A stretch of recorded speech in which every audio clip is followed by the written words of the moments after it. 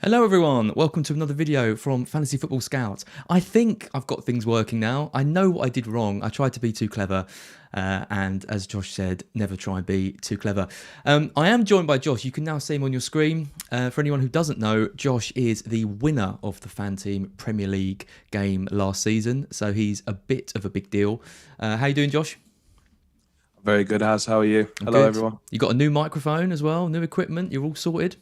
Yeah, you've set me up with all the gear I now. have. Hopefully, it makes me a better player, maybe as well. All the gear and quite a lot of idea with FanTeam, I have to say. You looking forward to next season's nine?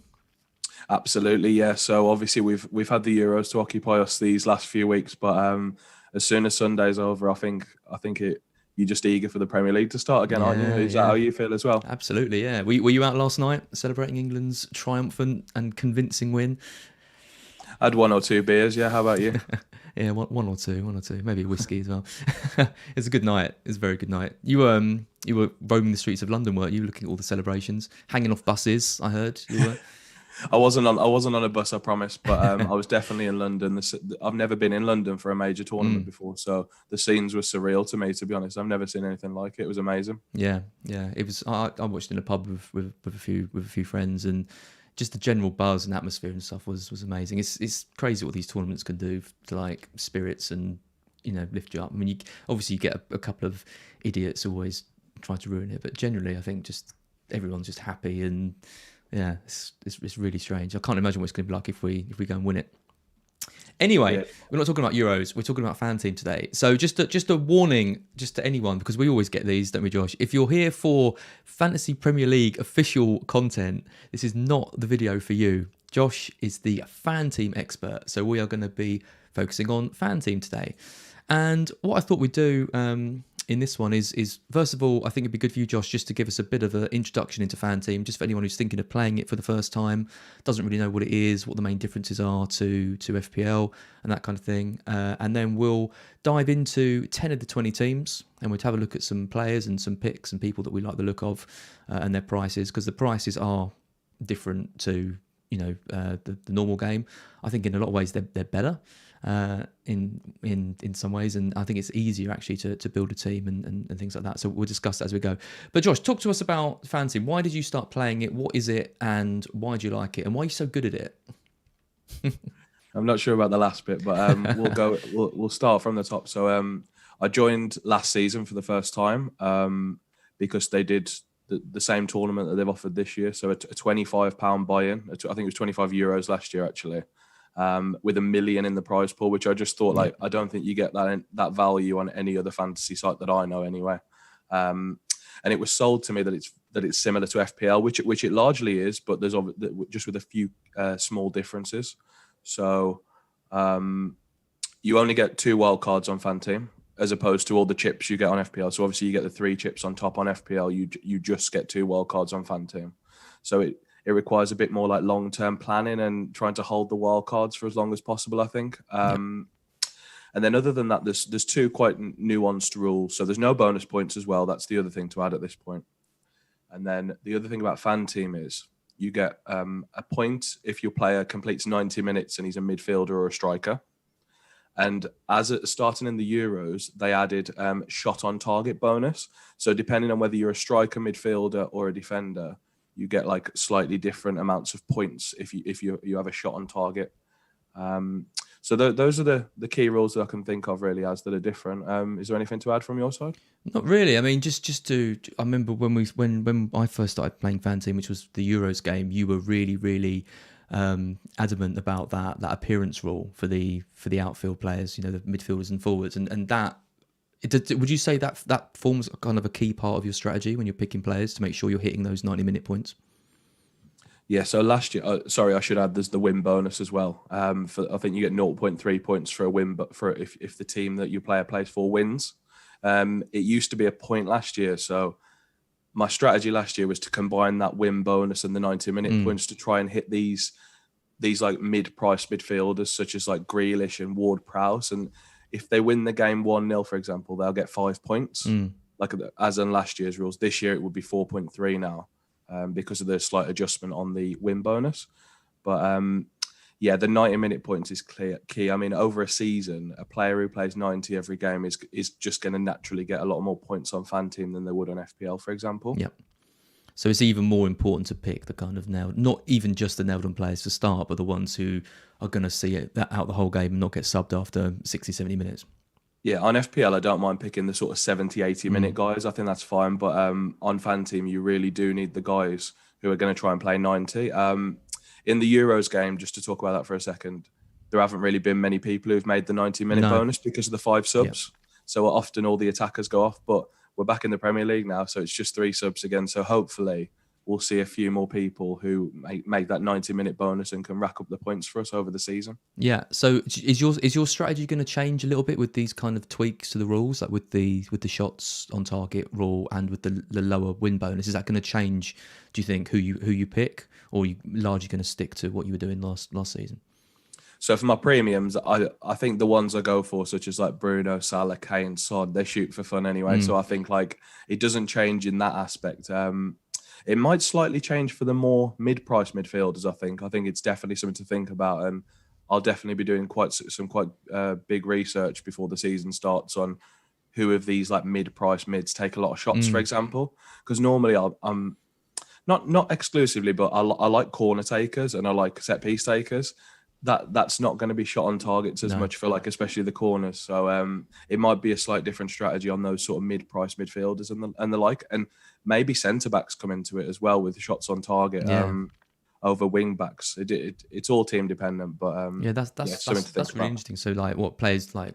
I'm trying to think who takes a lot of shots. I said about Maguire, for example, probably Dunk, does. So headers, Dunk. Yeah, my boy Dunk. Sometimes in his own net, but a lot of the time on against the opposition as well, which is quite nice. Okay, so let's just start. We'll start at the top. We start with Arsenal. We're starting goal. I mean, there seems. I think what we'll do is we'll go through these over 2 videos, and then we'll put together a couple of videos, which is looking at 4.5 goalkeepers or budget midfielders, all that kind of stuff. So I'll try and kind of keep it kind of flowing along. So we'll look at goalkeepers and defenders together. So Leno's there for Arsenal at 5. And then you've got Gabriel, Tierney, both at 5 as well. And then White's probably going to sign, I'd imagine, at some point. So he'll be in there. And then, you've got Chambers, Mari, all at 4.5. So really would you pay the extra 0.5 for Tierney? Is he someone that kind of you're considering? Or he seems a good price, right? 5. I think Tierney's the standout from Arsenal from what I've seen. I mean, I think that's a nice price. You've got a bit of unreliability there with injuries, obviously, but I think he's the standout from Arsenal to me. Leno's not bad. I'm not sure if they're going to sign a goalkeeper. It hasn't been a good situation with Leno last year, but I'm quite undecided on the goalie, so I'll definitely keep him on my watch list for now. But I think Tierney's the main one for me. What about you? So you wouldn't mind paying that little bit of extra for someone like Leno then? Because I think there is quite a lot of good 4.5 options, both in FPL and on FanTeam. I'm just wondering about kind of setting your team up on FanTeam.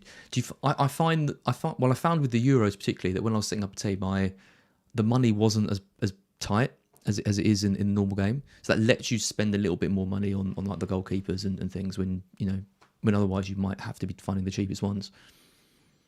Yeah, so on the Euros game, obviously we did get that extra 5 million. It really stretched it out, didn't it? We got 105 million. It really made you feel like you had extra in every position, pretty much. In the Prem game, I mean, my strategy last year, ironically, was to go really, really cheap or really, really expensive and not much in between.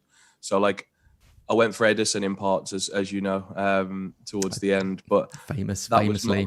Came in. I like to, for the impact points as well. That was more of a factor last year. And then Alisson would be a good pick if Liverpool didn't have so many options, to be honest. But other than like last year, they gave it us on a plate. FanTeam did. They gave us 2 4 million starting goalkeepers. Yeah. So they gave us Meslier and Darlow. It's going to be trickier to look at that position this year, I think. But, there's definitely lots of 5 and 4.5s I like. I think there's slightly more 5s on FanTeam actually, but there's still a few 4.5s, which we'll be coming into one of those in a minute, I believe. Oh, will we? Nice. So I guess the player to mention here, I guess, is Ben White. So Ben White must be 4.5, yeah. So he's someone that I think a lot of people are going to consider when he moves. It looks pretty inevitable that's going to happen. So I like him. I like him as a 4.5 defender. I don't think you're going to get much out of him. He's not going to get you those shot points. He's just not that kind of player. So he's going to have to be someone who just sits there and just you hope gets the clean sheets. But yeah, for 4.5, I think both in this and the Premier League game, he could be a decent player to rival like Fofana or someone who I think is going to feature. We're going to see a lot. So midfield, I mean, looking at some of these, there's a lot of sort of similarities between the Premier League games. So Pepe's there at 7.5, price the same. Smith Rowe's 5.5, which is the same. Saka's at 6.5.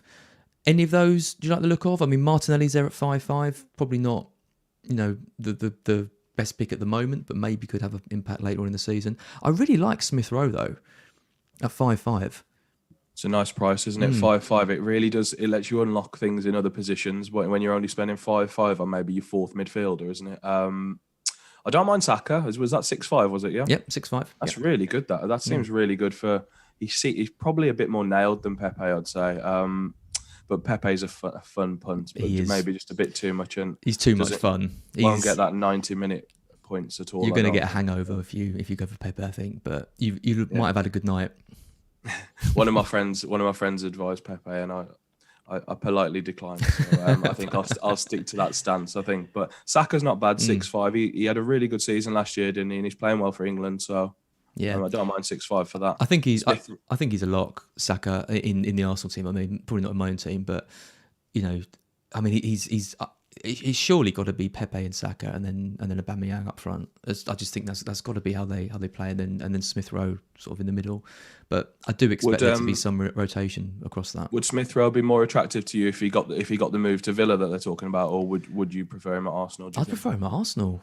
I think with Odegaard leaving, I think there's a spot for him to be that kind of chief creator in the side if they trust him. I can't see why they'd sell him. No, I think there's talk that it's just being used as a bargaining chip by his agents. I think to get more money from Arsenal, but I think there is a 10 slot at Arsenal now, isn't there? Free to be honest, like in behind the striker, that could be a good pick actually. I like that one. Yeah.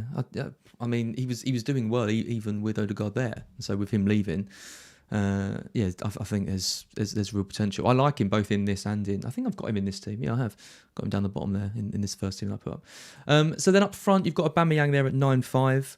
I don't think anyone's going to be considering Lacazette or Nketiah. 9.5 for Aubameyang seems cheap, but well, he had an awful season last year. But he should be getting 20 goals, right? He's that good.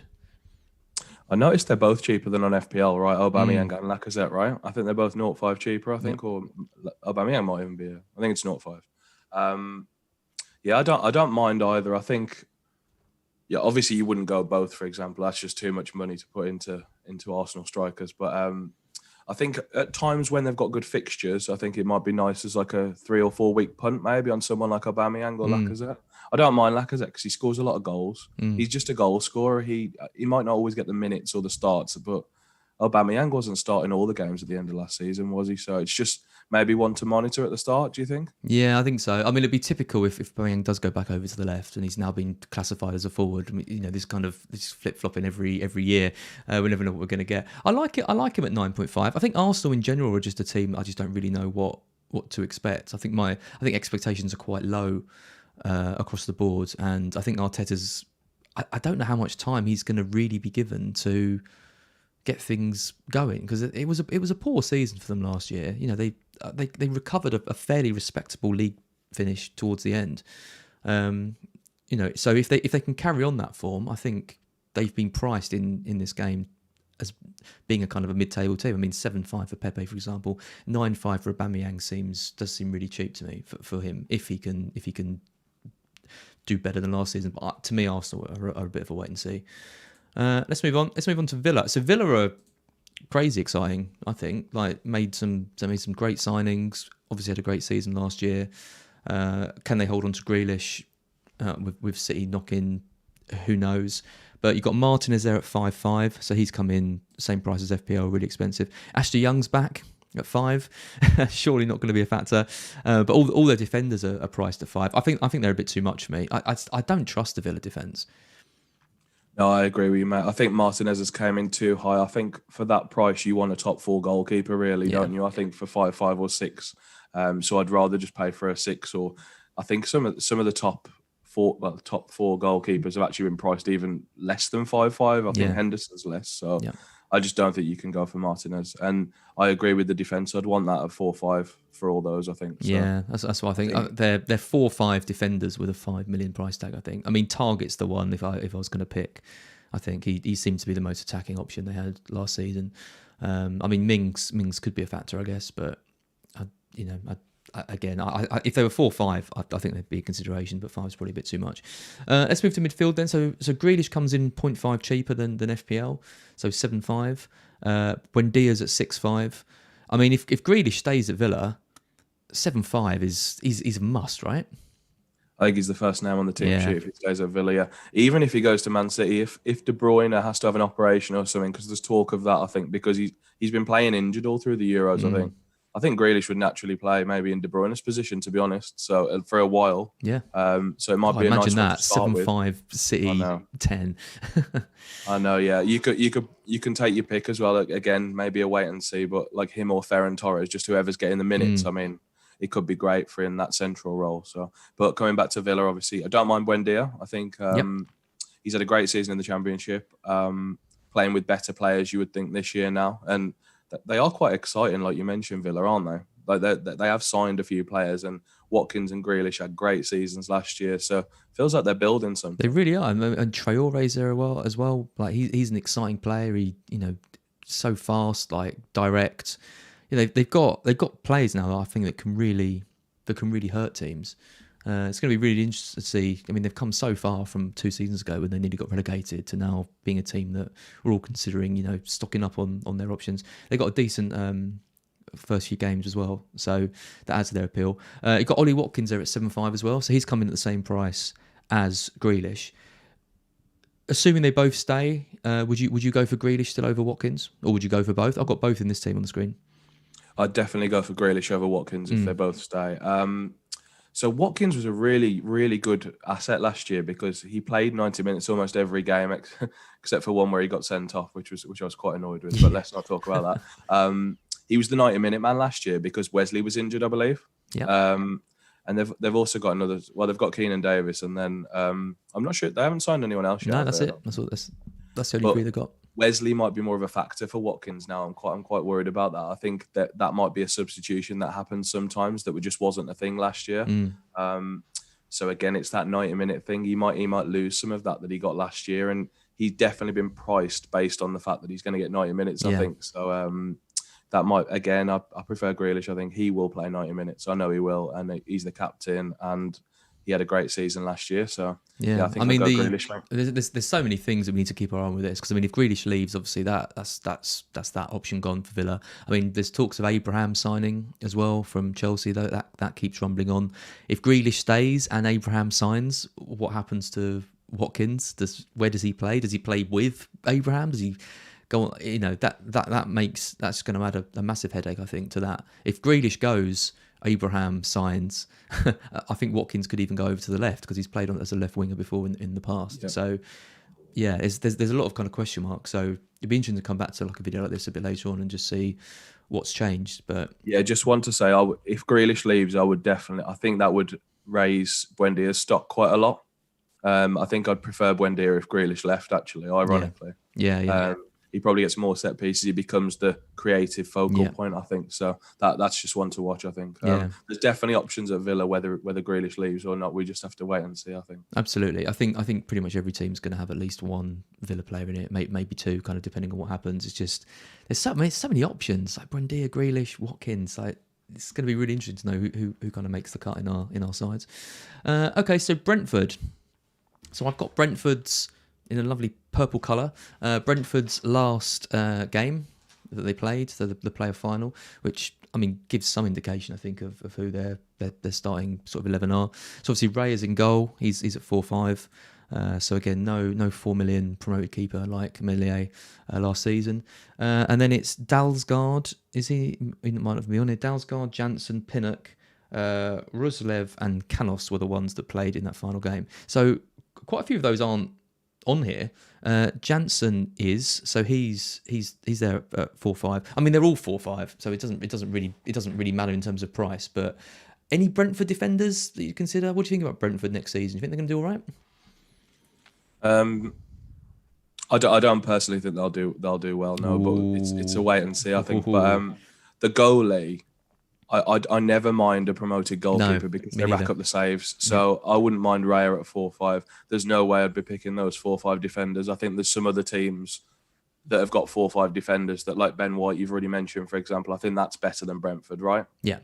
Yeah. So especially if he goes to I'm not sure about White at Brighton or Arsenal. Actually, I think I'd take him at 4-5 at both, to be honest. I mean, Rosalev's there at 4-5. He's a wing back, so that is a little bit interesting. He's probably the only one that I'll be paying any attention to in pre-season. I don't know how Brentford are going to set up next year, whether they will stick to that or whether they'll go to 4 at the back or whether they'll sign someone. It's all kind of up in the air, but he's the one that I'm going to be looking at with a little bit of interest. But I think you're right. I think we can probably if I'm picking 4-5 defenders, I just want to build a rotation really with maybe 3 or 4 of them. So it might be that Brentford fit into that if they have like 2 nice fixtures the week I need to play them. But it's just like I haven't built that fixture rotation yet or anything. That's for quite a few weeks time. But let the Euros die down first, and then we'll mate. Like I like the sound of that wing back though. I'll take a look at him. Yeah, should be interesting. I mean, Canos is the other one. He started on the other side, so he was left wing back, but he's classified as a midfielder, so he's obviously less of a consideration. I mean, Mbeumo is a midfielder. He played up front with Tony, so he has the potential to be an out position option, but are we going to risk a midfield spot on it? I'm not too sure, and I just don't know enough about the other Brentford midfielders to, I think it's a look at pre-season, wait and see. But there doesn't seem to be any 4.5 options anyway. I think you're going to have to pay 5 million for a starting Brentford midfielder if you want one. Yeah, that Mbeumo, he's had 2 good seasons in the Championship because I think he's the one who stayed from the year before. Yep. So I think they lost all their other players and then they brought in Tony. But Mbeumo stayed, and he's had 2 really nice seasons in the Championship. So he's one to watch as well. Is he 5'5", is he? He's 5'5", yeah. Yeah, I don't mind that at all. Yep. I think that's all right. Yep. But I think if we're coming on to the strikers, I think there's one that stands out, I think really kind price. That might be a punt I take, I think. I really like that price, to be honest, for Tony. Yeah, we don't have the... What a season he had last year. He had like an amazing season, didn't I think he got like 30 goals and 10 assists or something. It's crazy. Yep. He's an unbelievably good Championship striker. Will he make the step up like so many fail to do? But some do. I mean, Bamford did. Mopé didn't. For every, Nugent, there's a, someone who comes in and delivers. Watkins, for example, has been brilliant. So I think he's going to be... In FPL, he's 6'5". He's already in about 30% of teams, I think. At 6 in FanTeam, you've got to think he's going to be hitting 50, 60% of teams, I would have thought. It's very hard to argue against him, I think. With the change in impact points, he becomes more attractive as well because it's only minus 0.3 if they lose now. Like, with the impact points, I always compare it to like who I think are the best team in the league. So I compare it to Man City and I'm like, how many points will this player lose over a Man City player across the season just on impact? And it's actually quite negligible. It's not negligible. It's still going to work out at like 10 points or something, 10, 20 points. But if he's going to get more goals, hopefully I'm backing him to make up those points. You know what I mean? And he's going to be the 90-minute man, right? Because he's going to start every game for sure. Yeah. So I don't mind that punt at all, to be honest. They've got the only thing I'd say is have they got Liverpool first game, or is it? You've got Arsenal. Is it Arsenal? It's Arsenal. Yeah. So I mean, Arsenal's not bad for a striker, to be honest. Yeah. But yeah, I think Norwich have got Liverpool actually, but. Yeah, so Tony, more than happy with him. I guess it's where you can if you do have multiple teams in this, you could, the fact everyone's probably going to be going for Tony, you could go for Mbeumo and hope that it is out of position and he outscores him, and then you've probably got a 1% owned player versus a 60% owned. But yeah, that's the thing with FanTeam, because you can have these multiple teams. It lets you just be a bit different on certain things like that. I think I'm definitely not going to have as many teams for it as I did the Euros. That was a big mistake because I just couldn't keep up with all the different teams that I had. I think I'm going for like 3 or 4 teams, I think, and having them broadly similar, but making a couple of little changes here and there. Just maybe even just swapping one player out for a different player from the same team. Just to kind of give me a bit of a broader range. It's a funny game, fantasy, because when I was setting up my teams, it feels like you're doing like a jigsaw, and there's like, there's a perfect combination out there, and you have multiple chances to get it, which you don't have in FPL. But I still couldn't get it. Yeah, I had the same in the Euros, mate. I came to the same conclusion as you as well, actually, because I did so many teams, and I was just like, I can't manage this over a whole season. So I'm probably going to do multiple entries of the same team, if that makes sense. So you only have to change it once, and it changes all of them for you, which is quite a nice feature, actually. So I'm going to do that to save me a bit of admin, I think. Yeah, the admin is hard with this game. We're gonna have our special FanTeam scout team as well, where we'll try and win some money on that. Imagine if we just won with that. We're doing our first year of the podcast. That'd be great. Can't see it. We can dream, mate. Okay, so coming to my boys now. So coming to Brighton, Sanchez is in at 4.5, just like he's in FPL. I think that's a great price. They've been a little bit harsher with some of the other prices. So Lamptey, for example, is at 5. Dunk's in at 5, which is the same, and then Veltman and White. So I say they're being harsh. They're mainly just harsher with Lamptey. They're obviously pricing him for the potential at wing back and things. He's 4.5 in FPL. I mean, Sanchez at 4.5. I just think in both games, I just think he's such good value for that. I'm finding it really hard to sort of sell other goalkeepers, because I just think Sanchez is such a good pick, and he's such a template pick. Everyone's going to have him, but you can see why. Will Steele be the second choice, mate? Am I right in thinking that? Or so you can just pair them both for 8.5. It's on both games, that is, isn't it? I think it's just obvious, isn't it? It just feels assuming something happens with Ryan. I think there's talk he's going, isn't there? I think. Yeah. I think he has to. I think he's just lost the confidence of the manager completely. So yeah, it'll be Sanchez and Steele, I imagine. I mean, Dunk's there at 5 as well. I think White is an option too. Sorry, not White. Veltman's an option if White goes as well, because I think Veltman will just slot straight back into that back three. And hopefully Lamptey will be back and fit and on the right. And I really like Veltman. I think he's a class player. So he had a great season. Can play multiple positions and did well. So he's another one at 4.5. But yeah, if it's between Lamptey and Dunk at 5. I think I'm going for Dunk. Yeah, the shots on target. I think that's the key. I know Lamptey. I mean, Lamptey was playing almost as a striker at one point. I remember last season he kept being in the middle of the box. So he might get some shots on target as well. Did you notice Solly March as a defender on this? I thought it was such a random. They switched him to a defender. Yeah. I think he's a midfielder on FPL. I think he's not in the thinking, is he? I mean, he might be. I mean, he played at wing back on the left. We still haven't bought a left back, like a left wing back. We've needed one for years. We've tried. Players like, I think Bernardo was there and other guys. They've all been a bit rubbish. I mean, I think March could be an option. I mean, I don't know why you'd pick him over Lamptey though. That's what I think. If you're going for a wing back, he's just completely out of play on FPL being a midfielder. Obviously, I think, but I guess he's a bit more in consideration. I mean, but I think they could have made him 4.5 on this. A 4.5 defender, alongside like Veltman and White, and he's in consideration. But yeah, at 5, I think it's. What's your ranking order then of Dunk, Lamptey, and March? Go on, tell me. I think it's Dunk, then Lamptey, then March. Okay. Yeah, I agree. I think it's Dunk, Lamptey, Veltman, then March. To be honest. I think the 4.5s are all good. So I think Sanchez, White, and Veltman are my favourites. Weirdly, I just like to save money where I can, and White's going to start. Sanchez is going to start. Not so sure on Veltman, but if White leaves, that pushes Veltman up the order. I'm guessing, right? Yeah. So I think those are the 3 for me. To be the 4.5s, I like saving money where I can. Yep. Not a fan of Big Dan Burn. I think he burnt a few people last year. I think on he got subbed on. I know he did one game when everyone had huge points on the bench. So I don't think I can take that with Dan Burn. He's just not nailed at all, is he? No, he's not. I don't know what's going on with him. So midfield, you got Trossard there at 6.5, Pascal Gross at 6. We've got our new player Mwepu, I think it's pronounced, at 5.5. Basuma's probably there at 4.5 as well, but if we keep hold of him, that'd be a miracle.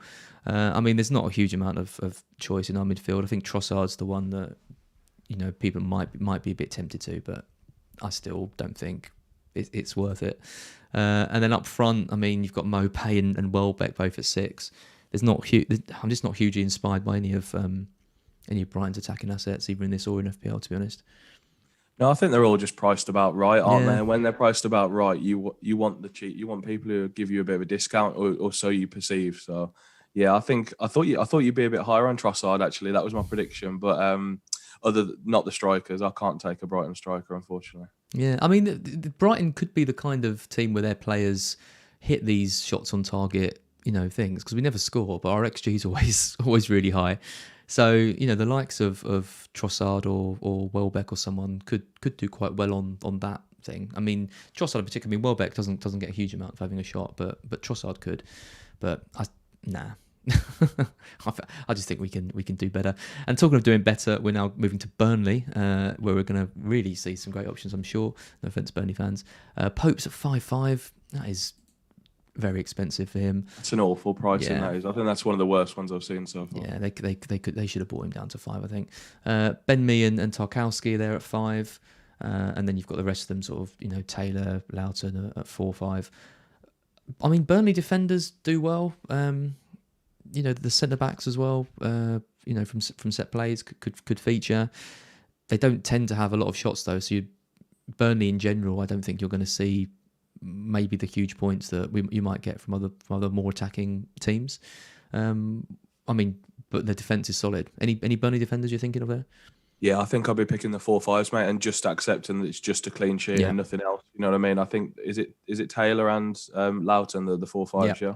Yeah, I like both of them. I think I wouldn't pay 5 again, but I think 4-5's more than fine for that defence. You might as well just. I think for 0.5, just get one of the fullbacks and not worry too much about the centre backs. I think they're right to price them a bit higher. I think that's probably quite sensible. But yeah, I think when we're trying to save a bit of cash, I think that's the way to go. So in midfield, you've got Dwight McNeil there at 6, and then everyone else is a bit of an awkward price really. Westwood, Goodmanson, both 5.5. Brownhill's there at 5. Like, if Smith Rowe's there at 5.5, I don't know why you'd go for Westwood or Goodmanson. So I guess there's not too much to really talk about. I do really like Dwight McNeil, but not sure I'd pick him. He's a lovely player. He gets subbed off quite a lot though. I noticed last year. Okay. So yeah, he's not got the 90 minutes again. 6 million. I'd rather have Saka or Smith Rowe, to be honest. Yeah, kind of rules him out. And then Chris Wood up front at 6.5. Decent price for Woody. Yeah, I don't mind that. Again, I'm slightly concerned he might get subbed off more this year because they've got the 4 strikers fit again now, and they all just seem to. Dyke does the same 2 subs every game when he's got his 4 strikers. He takes the 2 strikers off and he puts 2 strikers on. So it's like Rodriguez and Vidra always come on for Barnes and Wood, I think. But Rodriguez might have left though, actually. He's still on the game here. Yeah, I presume he's just going to carry on making those 2 subs until he retires. Then I think so. I think Dyche will just say, "Well, it's worked for us up until now." They did have a poorer season last year, didn't they? I thought they'd really struggle because they were bringing quite a few academy players up and hadn't really made any signings, and I think they lost a few players. They looked a lot weaker, and they finished just above the relegation zone. So I don't think there's going to be a huge amount of investment in Burnley again. And I do wonder that they seem to be a team that I think is going to dice with relegation more and more because the investment just isn't really there. And I think, promoted clubs, look at Villa, they come up, the amount of money they spend, they're suddenly not even in contention to be relegated. So yeah, I think Burnley could be in trouble one of these days, but I quite like them. They've got rich owners though, haven't they? I thought they had new rich owners, but they haven't invested any money. They just never spend any money. Yeah, I know. It's very really strange. Yeah, if they lost Dyche, for example, if he just decided he'd had enough and left, I think they'd be in real trouble because he's got a pretty average squad playing, unbelievably well year on year. You've got to think maybe another team's going to come in for him at some point. I rate him really highly. I think he's done a great job there. I would worry for them if they sacked him, for example. I think because we had that. I'm a West Brom fan. We had this with Pulis, where we had rubbish players, but it worked in the system for 7 years or whatever, and then we sacked him and we got relegated because the players aren't good enough. So that would happen with Burnley. I think carbon copy. I'm pretty sure. I think so. Okay, so moving over to Chelsea. So it's our first kind of big team that we're looking at. So Mendy's there at 6. That seems excessively high, doesn't it? For Mendy, I'm not paying that. psychologically we got a discount on him last year because I think he was 5 last year or something. So there's no way I'm paying 6. So I'm just not doing it. They have got a very good defense though. They are probably the second best defense in the league, I'd say, maybe third. But I mean, you could have Chilwell for the same price. You could have Chilwell for 6. You could have Reece James for 5.5. Rudiger's there at 5.5. Like, surely you're going to go for one of those over Mendy. I think it'd be Chilwell, for me. I think out of those, but I worry slightly about the rotation with Chelsea. They did rotate a lot last year, didn't they? But I think if he's going to be like a 90-minute or 0-minute player, you don't mind that. But the problem is Reece James always gets subbed on, so I really don't enjoy owning Reece James at all. But maybe Chilwell is and the fixtures aren't great to start. I mean, they've got the Palace game, which is obviously good, and then a really tough run of games. So I think they're a wait and see for me. A question while we're here about price rises on this. Obviously, there are price rises. How do they compare with FPL? Do players go up quicker on FanTeam, do you find, or is it kind of around the same? So last year, I noticed they definitely dropped quicker. I mean, I'm not sure if for full disclosure, I'm not sure if they're changing their algorithm this year or if there's anything different happening this year. But Trent, for example, started at 7 on FanTeam last year, and he ended up at 5.4 at one point. Wow. Which is absolutely ridiculous. Like, I've never seen a drop like that on FPL, that's for sure. And then I think he got back up to about 6 by the end, but his low point was 5.4 when he kept blanking. When he blanked like week after week after week. And then in the second half of the season, he flew up, obviously. But in the first half, he was so low. So I noticed they dropped quite a lot, actually, rather than rising. I think, obviously, you get the organic like rises if a player's scoring lots of goals and stuff. Like, I think Lingard rose about 0.5 or something, and I think Souček rose the same. But did you think that means you need to be a bit more decisive when a player's not performing? So like on FPL, you might think, I'll give him a couple more weeks to try and get it. But on this, I mean, if you've got Trent and he drops down to 5.4 and you've lost 1.6 on him, you're going to be screwed, right? Yeah, and it's the same. So the interesting thing about FanTeam, by the way, so when a player goes up 0.1, you get 0.1. You don't get like half of the difference of how much they rise. That's key. That's key as well. It's really important, and it means the team values go up really high. So I noticed by the end of the season, I had so much squad budget, and I hadn't like done early transfers all season or anything. I just had so much budget. I had like 5 premiums in my team by the end of the season. You know what I mean? And I could easily afford it. So yeah, you just need to get a bit lucky with your players doing well, I think, so they go up naturally. I think it's a key. That's got to be a key part, right? Getting that towards the end of the season. Because I mean, it's key on FPL, but it's sometimes harder to do because there's less. If the drops are that severe and you get 0.1 for every 0.1, that's a major difference. I hadn't even thought about that. I think on FanTeam, I'm not 100% sure on this, but I think it's based on performance rather than transfers in or out as well. Okay. So I think it's based on what points they get based on what their expected points are. Interesting. So it's different, and you can. It's more predictable in a way because you can be like, oh, okay, Trent got 2 goals. You know what I mean? He's going to go up this week, kind of thing. Like it just seems pretty obvious, but it's just something to keep an eye on, I think. And the prices are definitely more volatile. So I'd say like try and get some squad value while you can at the start. I'm definitely not having too many teams if I've got to worry about that as well. Definitely stick to 2 or 3. Okay, so in midfield, I mean, Chelsea midfield is so difficult. I mean, you've got Gilmour there at 4.5. He's the first one. He's gone to Norwich. I think that's been confirmed, has it? Or he's definitely. I think it's been confirmed. He's still in the Chelsea squad on FanTeam, but I think he's a nice 4.5 mid if you're looking for one. Havertz, slow update, I think. Yeah, I love Billy Gilmour. I think he's my 4.5 mid of choice. Actually, I think he's the one I'll go for as my 8th attacker. I think mine too. And the fact he's gone to Norwich as well. I mean, it's very unlikely you can have 3 Norwich players. Whereas if you do go for Basuma and he ends up at Liverpool or Arsenal or somewhere, then you've got the problems with if you do suddenly want to invest in more. I think Gilmour's perfect. He's going to really be out there to prove a point, I think, to Chelsea that they should keep him. He's regarded so highly across for Scotland and for Chelsea. All the fans love him, think he's absolutely brilliant. So be really interesting to see how he does this season. I mean, in terms of the rest of the options though, I'm really not inspired. I mean, Mount's there at 7, Havertz is there at 8, so Havertz is a little bit cheaper. I think is Mount 7.5 on FPL. So they're both a little bit cheaper, and then you've got Ziyech and Pulisic, but I mean, you talk about needing 90-minute points. You're not going to get that from those. What about Havertz at 8? Tempted by that? Doyle is actually. I prefer Mount at 7, to be honest. By quite a way, actually. I'll take the 1 million discount again.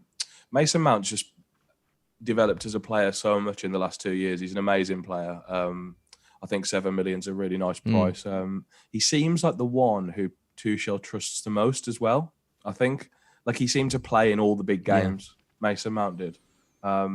With Havertz, I'd just be a little less sure with the likes of Pulisic and Werner, and they've just got quite a bit of depth in that position. But Mount seems to always play in the number 10, doesn't he? So I think Mount's perfect for this, right? Mount's perfect for FanTeam. Yeah, I think so. Havertz is more of a punt. He's not quite as much of a punt as Pepe, I wouldn't say, but I regard him in the same light, I think, as Pepe. So I think it'd be an avoid. He's not as fun to own as Pepe, I'm sure.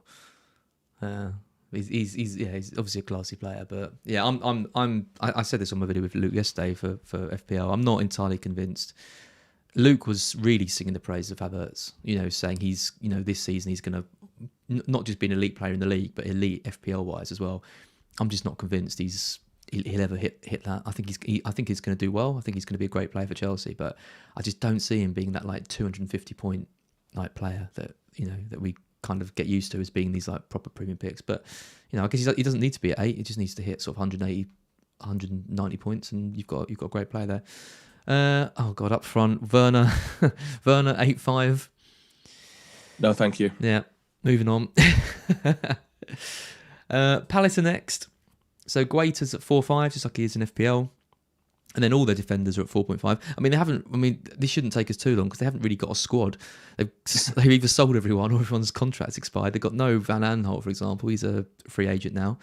I think, to me, I guess the only player we really need to talk about is Zaha. Maybe Benteke at 6, but it's hard. Zaha at 7... He's got to be looking around him and thinking, what is going on? Like, how am I still here? And everyone else has left. I'm just not sure they're going to do it under Vieira. I think it could be a disaster. In terms of the goalie and the defence, I think if Hodgson was still there, I'd be all over 4.5 defenders and goalkeepers. But we just don't know what Vieira's going to do with the defence, and they've lost half of them. So it's quite tough to predict whether they're going to be a good defence or not. Zaha at 7's fine because again he gets the 90 minutes quite often.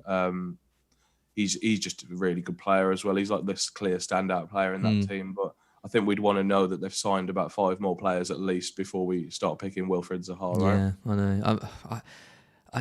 Vieira's got a lot to do because this could be another De Boer, right? He's already come in, said he wants to play more attacking football, more expansive football, but keep the fundamentals of Hodgson and all that. It's like, well, yeah, I'm sure you do. I'm sure you want to have a great defence and an amazing attack. I think most teams want that, but I just can see it just going wrong. I just don't think he's got the pedigree to not just take over a team, but to take over like one of the most transitional teams I think I've ever seen. I've never seen a squad get rid of so many first-team players that the Palace have done this season. And then to bring in a manager who's never managed in the Premier League and doesn't have the experience of like relegation battles and all that stuff, it's a hell of a gamble, I think, on Palace's side. Just as sort of like an average, the law of averages probably suggests that Vieira might do better than De Boer, but if he does worse than De Boer, then that will be very impressive. There's some real parallels there, though, isn't there? Yeah. Between the two, it feels like the same situation, doesn't it? It feels like they're trying to move away from Hodgson's, solid foundations and try and progress and expand. And I'm just not sure it's the right appointment. But I've been wrong before and I'll be wrong again. So hopefully he'll... actually, I say hopefully, I hate Palace, so hopefully he won't prove me wrong. I think they could be... Obviously, they've just lost their manager, as we talked about Hodgson. They could be an outside shot to get relegated this season, I think. Yeah. To be honest, I've said that for the last 2 years and they haven't, but I am biased. But I really rate Hodgson from his time at West Brom. He's just an outstanding manager. Like for these mid-table teams, he's like the perfect fit for those teams. But now he's gone, I'll really worry about them. It's similar to Burnley. They don't have good players other than Zaha. So it's like, are they going to struggle now? It's sort of just rolling the dice with a new manager and hope it works, isn't it? But we'll see. It really is. Yeah, absolutely. And then, just like I mentioned, Benteke's at 6. He's 6.5 on FPL. Benteke is a funny player. He when he first came to the Premier League, he had quite a few seasons hitting, double-digit goals. Obviously, got the move to Liverpool. I think everyone was kind of thought he was brilliant, and then absolutely terrible. But had a good season. He got 10 goals last season. Could be a factor. Again, I guess it's just the same as what we said before. It just depends on depends on Vieira and what happens. I owned him. I owned him a lot on FanTeam last year because he was 5 million last year, so he was a really good price last year. Like for his 10 goals, that was good value. You know what I mean? But I don't like 6. I don't think. I think I'd be tempted at 5-5 as like maybe an 8th or 7th attacker that you rotate and play with, like some of your defenders. Sometimes rotate with them maybe, but let's wait and see on Vieira again. Yeah, I agree. Okay, Everton are next. So I think we've got 3 more to do. So Pickford's there at 5. You've got Dean there at 5-5. And then Godfrey at 5, Mina at 5, Keane at 5, Coleman is the cheapest one, and Holgate at 4-5. So I think there's some options here. Great run of fixtures for Everton at the start. Benitez is in. I think it's a good appointment. I don't care what Everton fans say. I think they could do a lot worse than him. I think in terms of defence as well, he's gonna tighten them up. They got good defenders. I can see them keeping a couple of clean sheets early. So I'm definitely going with Dean. I think the double up could be on as well. Yeah, I think I'd take Pickford. He makes a lot of saves. Pickford does. Like 5 million's not bad at all. I don't think. I'd like you say, I'd do it as a double up because Dean's my favourite. Yeah. But Dean's a log. I think on the double up I'd do is with the fixtures Pickford, are too good to avoid Dean. Yeah, so like when you talk about like starting 8 really good fixtures or whatever, that's when I always think, oh, that should be a goalie I pick because you can just set them in for 8 fixtures. You know what I mean? And just be like, that's my goalie for those 8 matches. I don't have to worry about that slot anymore. So yeah, I really like the idea of Pickford and Dean actually. Again, I wouldn't go for the 5 million centre backs. I don't think because there's just something that doesn't quite sit right when we at that price when Dean's 5-5. I mean, Dean is literally like a left winger sometimes, isn't he? So I'd much prefer him. Yeah, I mean Coleman at 4-5 is a good Coleman price. was the other one I was going to say. 4-5 is like really nice, isn't it? I think it's just is he nailed, and I'm not sure I can confidently say that, but he starts like a lot of games, and I can't see it changing too much. But Holgate's not bad either. He's a really good player. Yeah. But they rotate the centre backs quite a lot, so maybe it's Dean and then Coleman as a punt. Maybe. Yeah, I agree with that. In midfield, obviously got Rodriguez there at 7. So, I mean, is he fit? Who knows? Is Benitez going to be able to unlock him? Who knows? But 7 does seem like a good price for him. If we can, especially if we get some early season form that we had from last year when he started the season so well. I'm a little bit tempted, at 7. I've got Maddison at the moment because I love him, but I think Rodriguez, if he is fit and to start the season, I think he could be a good shout. I've got a feeling they might try and sell him actually, to be honest, but that's just my own personal sneaky feeling. I think back to Real Madrid, follow Ancelotti. Yeah, if he stays, 7 million's not awful. No, I don't think Ancelotti would take him after last year's injuries. But no, I think I'm not sure where he'd go or anything. It's probably up in the air. Like it could be a range of teams, like abroad, couldn't it? But I don't mind him at 7 if he's playing and gets a regular run in the team. I mean, he's the same price as Sigurdsson, for example, and I'd much rather have Rodriguez if he's fit than Sigurdsson. The midfield is just a bit difficult with Everton. They've got like a kind of a functional midfield, haven't they? Like Alan and Sigurdsson and Decore and stuff, but none of them are really options. I mean, what about Calvert-Lewin then? Calvert-Lewin at 8, Richarlison's at 7, both forwards. Would you pay the extra for Calvert-Lewin over Richarlison? No, I think I'd take Richarlison at those price difference. Actually, I think $1 million difference. Penalties as well for Richarlison. 7 feels nice, I think, for Richarlison. Yeah, Richarlison has penalties when Siggy isn't on the pitch, I think, or like they've been rotating them anyway. They've been taking it in turns, but yeah, Calvert-Lewin at 8. I mean, it's still quite a nice price. I think that's what he ended up at on FPL last year because I think he started at 7 and went up $1 million. But I'll take the discount to begin with again. I think $1 million for Richarlison. I really love him as a player. I think he's an amazing footballer.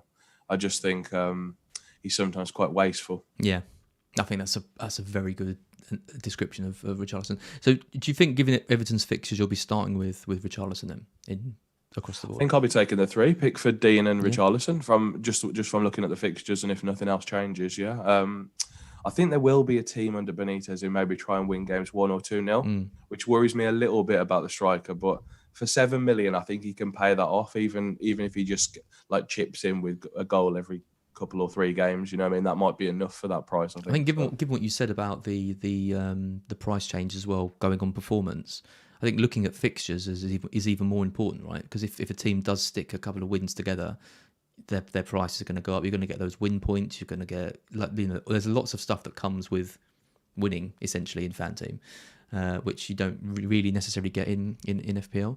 So I think fixture tracking is even more important. I would guess.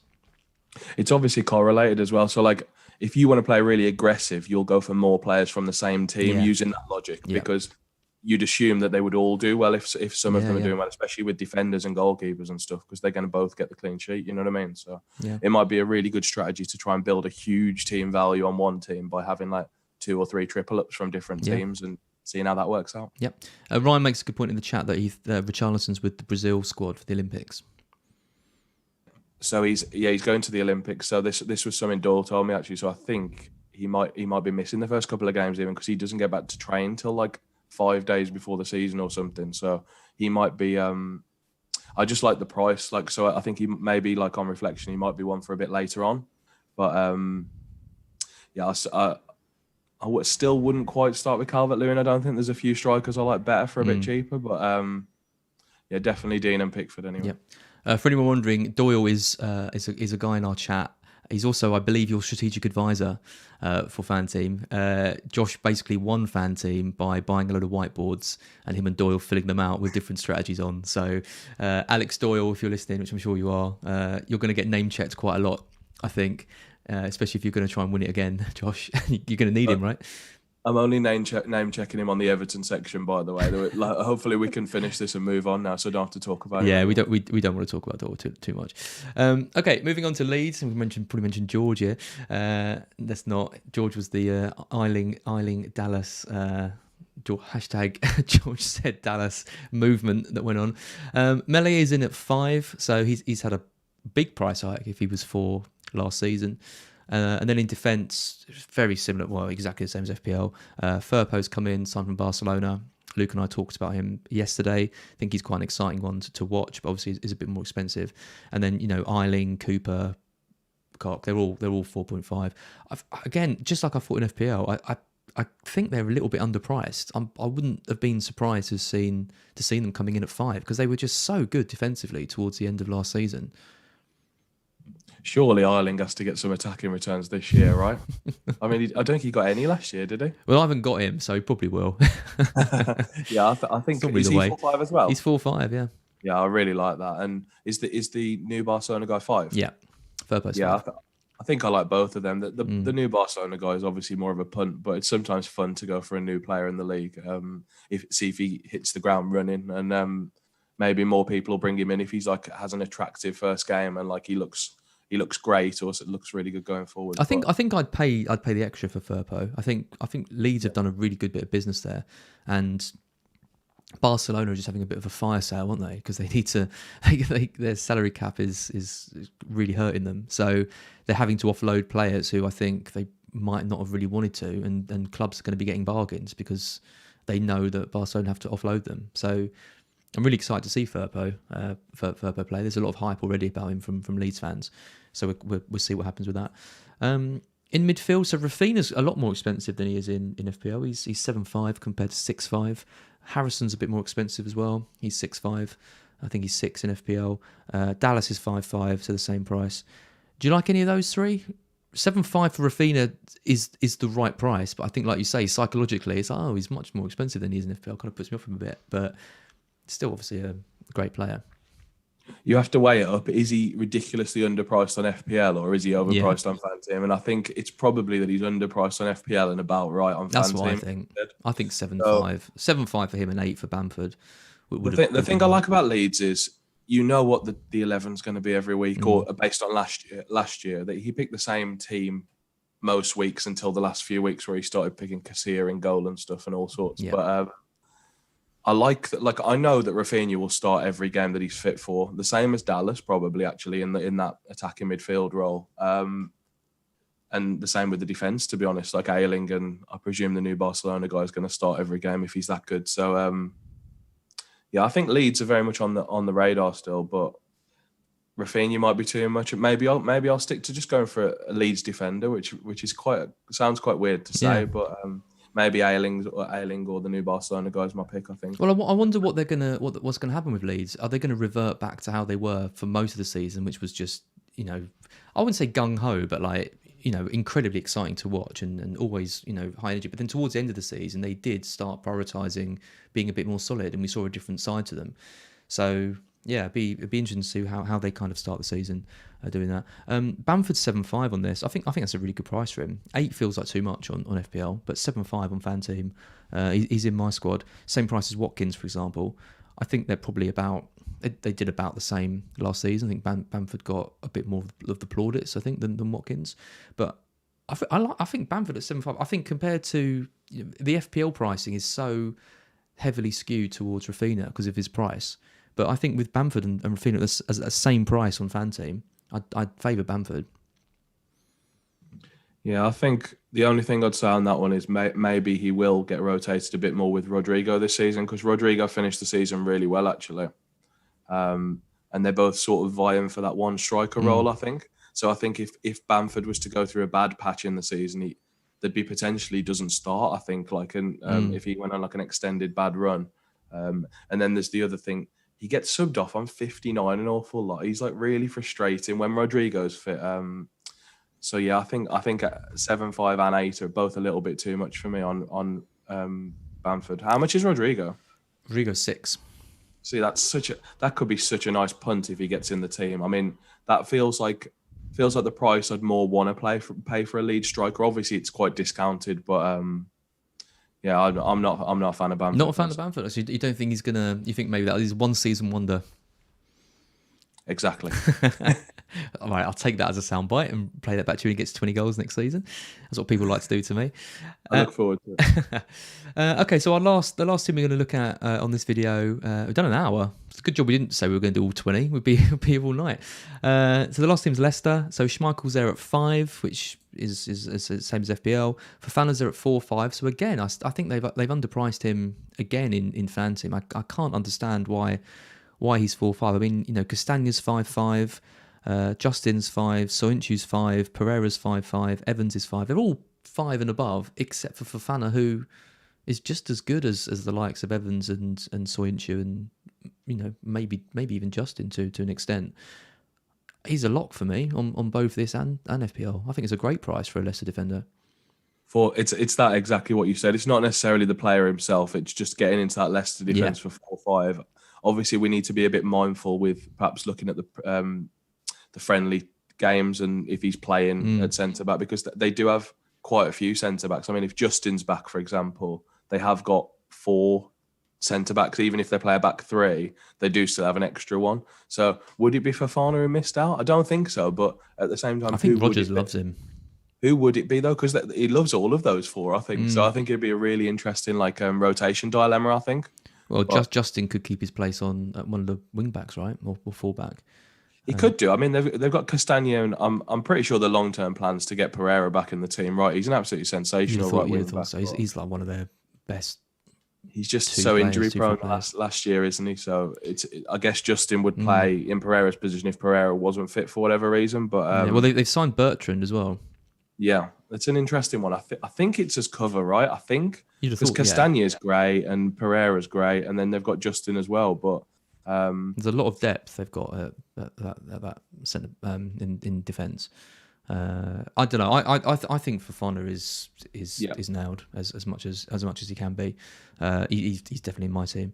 Okay, so midfield. I mean, I've got Maddison. I think 7 million is a good price for him. I think we saw signs last season that he wanted to get into the box more, wanted to have more shots.